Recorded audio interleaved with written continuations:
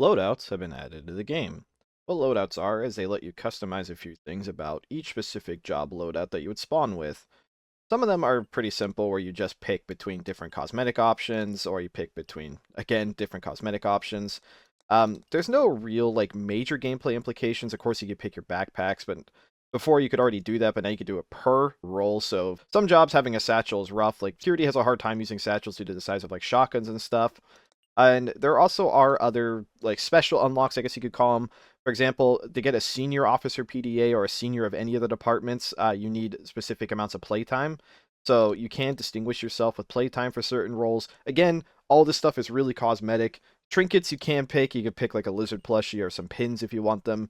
But it lets you have some more character expression, and it is really nice being able to fine-tune your looks between departments. Some departments have more options than others, but this allows people to make new sprites for roles, because then you'll have to throw it in a vendor. It could just be in a loadout, so this should lead to even more cosmetic options in the future. It is awesome. Everyone likes to look different and look how they want to look. Killer tomatoes have been added to the game. They are a tomato mutation that Bonnie can grow. Killer tomatoes are literally sentient, moving killer tomatoes that will align themselves to anyone who was nearby when they were harvested. They have 24 HP, which isn't all that low, and they do 4 brute damage a bite. So they are definitely a horde-like creature where you want as many of them as possible when you're growing them. This is definitely more so for syndicate agents or just antagonists in general.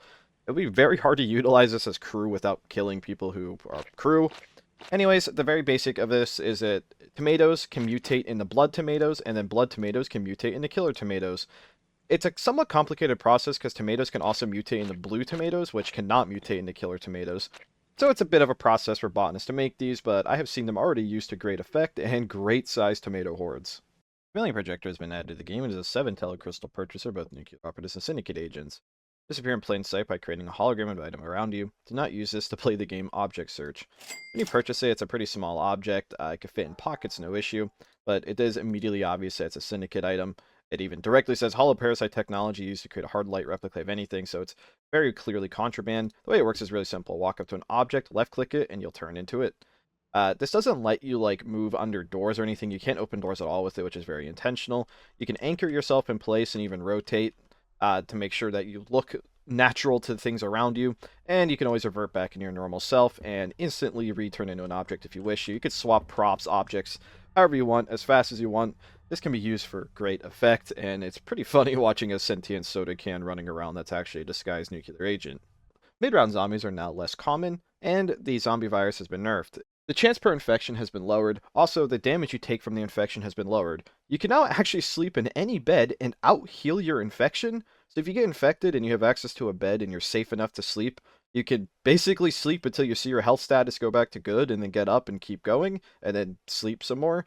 So now anyone without medicine can just outsleep the zombie virus. So the zombie virus has definitely lost a bit of its scary factor because of this. And on the subject of game modes, Nuke Ops can now once again be rolled with only 20 players, meaning that the small stations are eligible to be nuked on, and it's not likely you're going to have a real security force at 20 pops, so best of luck. Jukeboxes have been added to the game. You can expect to see these probably mapped around bars, but if not, science can make them. As of right now, they play a few songs, and it's really easy to work with. You just interact with the jukebox, click on a song, and click play.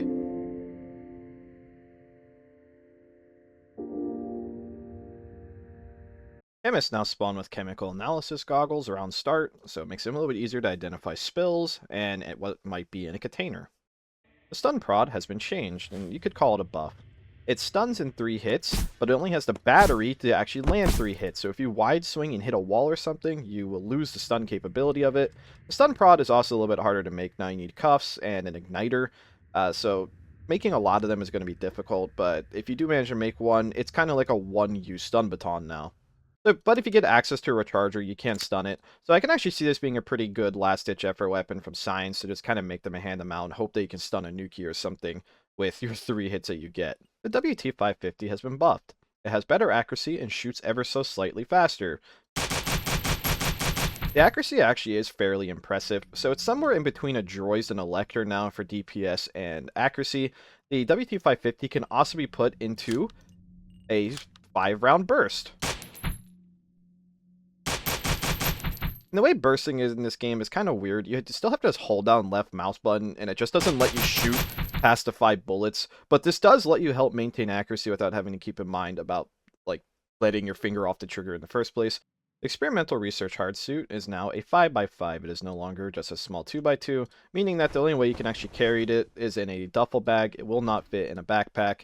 And also due to this, it's a less common syndicate objective now because having to keep a 5x5 on you is a big ask, which also means you'd have to go procure a duffel bag in order to sneak it around. The Pneumatic Cannon has received some changes. It now is only a 2x2 storage, but it doesn't have a blacklist anymore, so if you can fit objects inside the cannon, you can shoot them. That means the Pneumatic Cannon is basically just a better bow now, and you can even put things like knives in it. Clown shoes now make you do this Waddle animation. I know it originates from Space Station 13, but seeing it not tied to tiles makes the it just makes the waddling just super pronounced.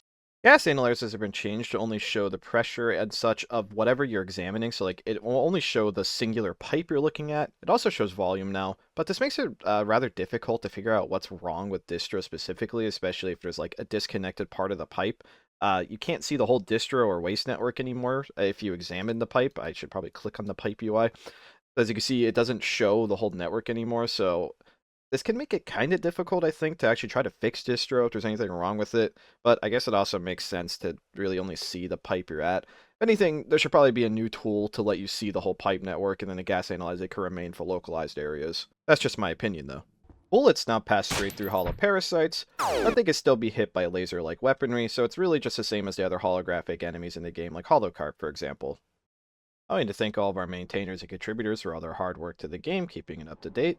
Lots of awesome features this week. Has been a very exciting week, and thank you for watching.